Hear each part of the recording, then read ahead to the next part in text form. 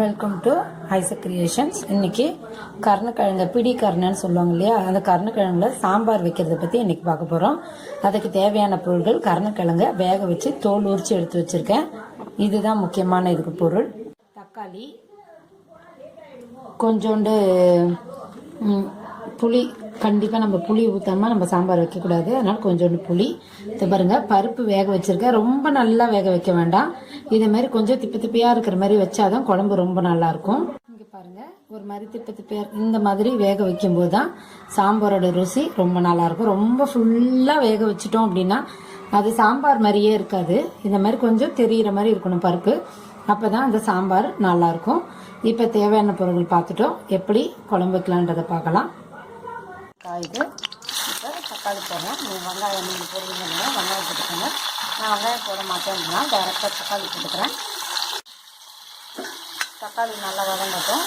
இப்போ கொஞ்சோண்டு உப்பு போட்டுக்கலாம். உப்பு போட்டுக்கிட்டேன். இப்போ கொஞ்ச நேரம் அதை மூடி வைக்கலாம்.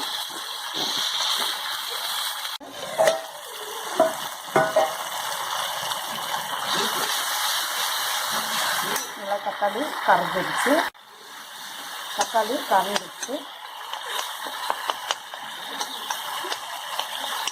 இப்போ மிளகாத்தூள், மஞ்சள் பொடி, பருப்பு வேக வச்சாச்சு. அதனால் பருப்பில் மஞ்சள் பொடி போடுறதுனால இது மஞ்சள் பொடி வேண்டாம், மிளகாப் பொடி மட்டும் போட்டால் போதும். மிளகாப் பொடி போட்டு தண்ணி ஊற்றி நல்லா கொதிக்க வைக்கிறேன். பொடி போட்டுட்டு தண்ணி ஊற்றுறோம். ரொம்ப தண்ணி ஊற்ற வேண்டாம், சும்மா கொஞ்சமாக ஊற்றினா போதும். ரொம்ப தண்ணி ஊற்றினீங்கன்னா ரொம்ப கொதிக்க விட வேண்டியிருக்கும், அப்போ தண்ணியாக இருக்கும் சாம்பார். பாருங்கள், இதை வந்து கொஞ்சம் கொதிக்கட்டும். ஏன் அப்படின்னா நம்ம பருப்பு ரொம்ப ஊற்றி கொதிக்க வேண்டாம், மிளகாத்தூள் வாசனை போகணுன்றதுனால இதை போடுறோம். ஏன்னா கருணக்கிழங்கு வேக வச்சுட்டோம், திரும்ப இதில் போட்டு வேக வைக்கும்போது ரொம்ப குழஞ்சிரும். ரொம்ப குழஞ்சாலும் குழம்பு ரொம்ப திக்காயிடும். அதனால் இது தண்ணி மட்டும்தான் இருக்குது, வேறு எதுவுமே இல்லை. இதில் வந்து நீங்கள் போடுங்கன்னா வெங்காயம் போட்டு தக்காளி போட்டு வதக்குங்க. நான் வெறும் தக்காளி போட்டுட்டு மிளகாத்தூள் போட்டுட்டு உப்பு போட்டுட்டு கொதிக்க வைக்கிறேன். நல்லா கொதிக்கட்டும். அதுக்கப்புறமா காய் போட்டுக்கலாம். ஏன்னா காய் ரொம்ப போட வேண்டாம், இப்பயே போட்டாங்கன்னா குழஞ்சி போயிடும்.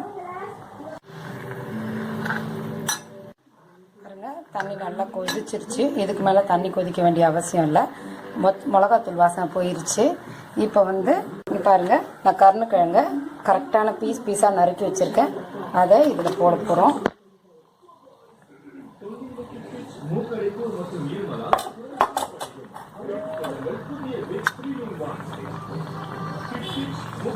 ஒரு 2 நிமிஷம் கொதிக்கட்டும். எல்லோரும் சாம்பார் வைக்க மாட்டாங்க, புளிக்குழம்பு மட்டும்தான் வைப்பாங்க. ஆனால் நீங்கள் வாங்கி ஒரு மாதமாவது வச்சுருங்க. சாம்பார் ரொம்ப நல்லாயிருக்கும், சாப்பிடும்போது ஒரு வித்தியாசமான டேஸ்ட்டு கிடைக்கும். வச்சு பாருங்கள். ஆனால் வாங்கினோன்னே மட்டும் வச்சிடாதீங்க, அட்லீஸ்ட் ஒரு மாதமாவது வச்சுருங்க. எப்பயுமே கிழங்கு வகைகள், கருணக்கிழங்கு, சேனக்கிழங்கு, சேப்பங்கிழங்கு எது வாங்கினாலும் அட்லீஸ்ட் ஒரு 15-20 நாள், ஒரு மாதம் வச்சுக்கிட்டிங்கன்னா ரொம்ப நல்லாயிருக்கும். இது நல்லா இன்னும் ஒரு 2 நிமிஷம் கொதிக்கட்டும், ஏன்னா பருப்பு போட போகிறோம். மேலே ரொம்ப கரண்டி போடாதீங்க, கரண்டி போட்டிங்கன்னா அது கரைஞ்சிரும். இது கரெக்டான இதில் இருக்குது. இப்போ நம்ம பருப்பு ஊற்ற போகிறோம். பருப்பில் மஞ்சள் பொடியும் பெருங்காயமும் போட்டு வேக வச்சுருக்கேன்.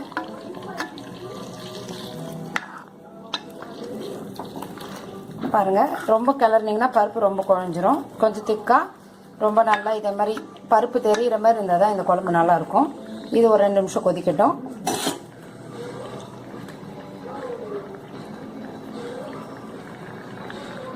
இதுக்கு மேலே ரொம்ப குழம்பு ரெடி பண்ண வேண்டாம், இவ்வளோதான். துளியோண்டு புளி மட்டும் ஊற்றிடலாம்.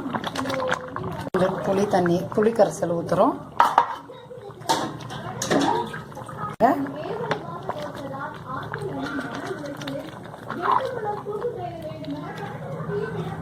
அவ்வளோதான், ரொம்ப திக்காக இருக்காது குழம்பு. பாருங்கள், கரெக்டாக இருக்கும். ரொம்ப திக்காக இருக்காது, ரொம்பவும் தண்ணியாக இருக்காது.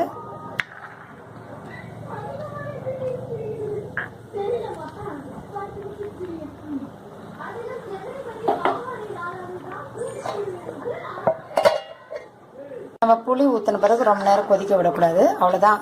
ஒரே கொதி தான், கொதிச்சிருச்சு. நம்ம என்னதான் இரும்பு பாத்திரத்தில் சமைச்சா கூட இரும்பு பாத்திரத்தில் சேமித்து வச்சிருக்கக்கூடாது. அப்புறம் அந்த சாப்பாடெல்லாம் ஒரு மாதிரி கருப்பு கலராக மாறிடும், அது நமக்கு நல்லதில்லை. அதனால் நம்ம சமைச்ச உடனே வேறு பாத்திரத்தில் மாற்றிடணும். இந்த பாருங்க நான் தாளித்து ரெடியாக வச்சுருக்கேன். இதில் அப்படியே நான் சாம்பாரை கொட்ட போகிறேன்.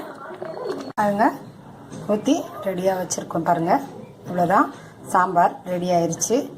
உங்களுக்கு ஒரு நாள் இதை வச்சு சாப்பிட்டு பாருங்கள், ரொம்ப நல்லாயிருக்கும். அதுக்கப்புறம் புளிக்குழம்பு வைக்கிறத காட்டிலும் நீங்கள் சாம்பார் வைக்க ட்ரை பண்ணுவீங்க. இந்த வீடியோ பிடிச்சிருந்தா லைக் பண்ணுங்கள், ஷேர் பண்ணுங்கள், சப்ஸ்கிரைப் பண்ணுங்கள். நன்றி, வணக்கம். கருணக்கிழங்கு சாம்பார்.